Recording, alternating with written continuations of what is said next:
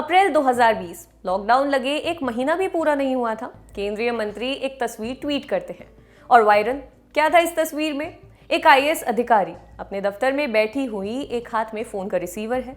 खबर ये थी कि विशाखापट्टनम की नगर आयुक्त सृजना गुम्माला डिलीवरी के एक महीने के अंदर काम पर लौट आई अपने बच्चे के साथ। ट्वीट आप यहाँ देख सकते हैं।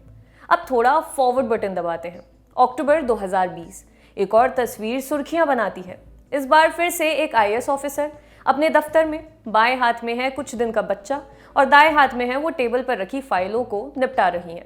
खबर क्या है? मोदी नगर की एसडीएम सौम्या पांडे ने बच्चे की डिलीवरी के 14 दिन के अंदर काम संभाला। बच्चे को लेकर पहुंची दफ्तर। ट्वीट यहां देखिए।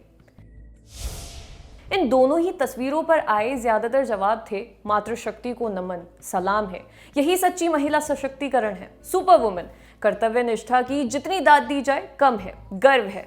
इन पर बनी खबरों की हेडलाइंस में महान, मिसाल, कोरोना हीरो, वॉरियर, कर्तव्य निष्ठा जैसे शब्दों की भरमार थी। सोशल मीडिया पर भी काफी कुछ लिखा गया, आप यहां देखिए। आगे बढ़ने से पहले बात कर लेते हैं भारत के मैटरनिटी लीव से जुड़े कानून पर। कामकाजी महिलाओं की जॉब सिक्योरिटी को ध्यान में रखते हुए 1961 में मैटरनिटी बेनिफिट एक्ट आया। इसमें महिलाओं को 12 हफ्तों की मैटरनिटी लीव का प्रावधान किया गया। साल 2017 में इस एक्ट में कुछ बदलाव किए गए। 12 हफ्ते की मैटरनिटी लीव को बढ़ाकर 26 हफ्तों का किया गया। तीसरे बच्चे के लिए महिला को 12 हफ्तों की मैटरनिटी लीव ही दी जाएगी। अडॉप्शन या सरोगेट के जरिए मां बनने पर 12 हफ्तों की मैटरनिटी लीव का प्रावधान इस एक्ट में किया गया है। इस कानून में 26 हफ्तों का वक्त बीतने के बाद महिला के लिए वर्क फ्रॉम होम का ऑप्शन चुनने का भी प्रावधान है। हालांकि ये इस पर निर्भर करता है कि महिला का काम कैसा है। इसके साथ ही हर उस कंपनी में जहां 50 या उससे ज़्यादा कर्मचारी हैं, वहां क्रैश फैसिलिटी को भी इस कानून के तहत अनिवार्य किया गया है। फीडिंग के लिए महिलाओं को दिन में 4 बार क्रैश में जाने की अनुमति का भी प्रावधान इस एक्ट में किया गया है। साल 2020 में इस एक्ट को सोशल सिक्योरिटी कोड में भी शामिल किया गया है।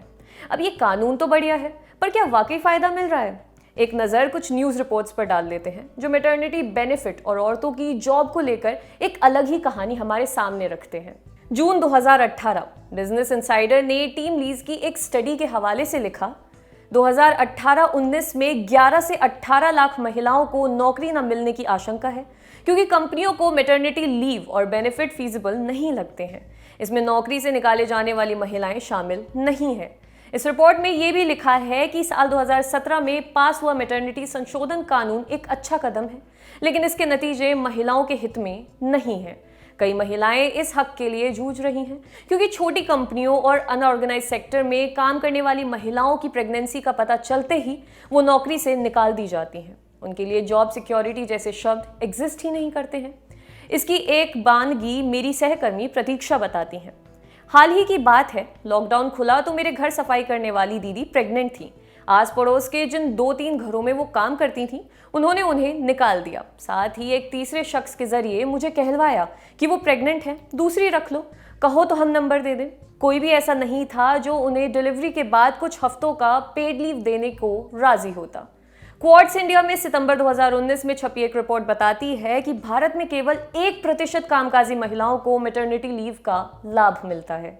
साल 2018 में लल्लन टॉप की ऑर्डिनरी टीम ने बात की थी सुष्मिता मिश्रा से। हमने डिटेल में उनका मसला उठाया भी था।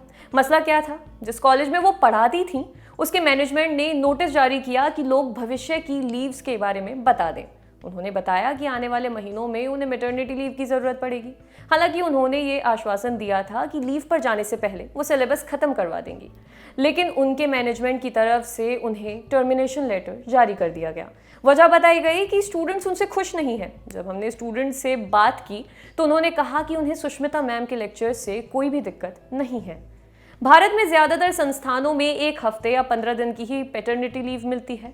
ऐसे में बच्चे की जिम्मेदारी बाय डिफ़ॉल्ट माँ पर ही आ जाती है। ऐसे में अगर औरत वर्किंग है तो वो लगातार अच्छी माँ बनने और अच्छी प्रोफेशनल बनी रहने के बीच ही जूझती रहती है।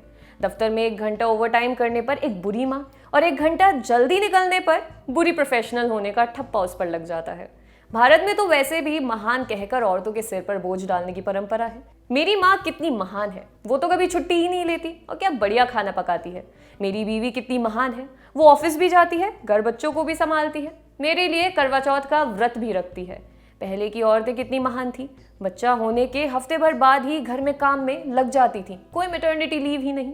सौम्या पांडे और जी सृजना अफसर हैं, प्रिविलेज्ड हैं, एग्जाम्पल सेट करने की पोजीशन पर हैं, लेकिन मैटरनिटी लीव छोड़ने के उनके कदम को मिसाल कहना गलत है, क्योंकि उन हजारों लाखों महिलाओं के लिए डिस्करेजिंग है जो मैटरनिटी लीव की मूलभूत ज़रूरत के लिए लड़ रही हैं। जाते जाते एक अच्छी मिसाल सुन लीजिए। न्यूजीलैंड की प्रधानमंत्री हैं जेसिंडा आर्डर्न। अक्टूबर 2017 में वो प्रधानमंत्री बनी। 3 महीने बाद यानी जनवरी 2018 में उन्होंने ऐलान किया कि वो गर्भवती हैं। इसके बाद उन्होंने 6 हफ्तों यानी कि 21 जून से 2 अगस्त की मैटरनिटी लीव ली। इसके लिए उन्होंने बाकायदा कार्यकारी प्रधानमंत्री भी नियुक्त किया था। आपके लिए रिपोर्ट लिखी थी हमारी साथी कुसुम ने। अगर आप ये वीडियो फेसबुक पर देख रहे हैं तो हमारे पेज को लाइक करें और यूट्यूब पर देख रहे हैं तो हमारे चैनल को सब्सक्राइब करें। देखते रहिए ऑर्डिनरी।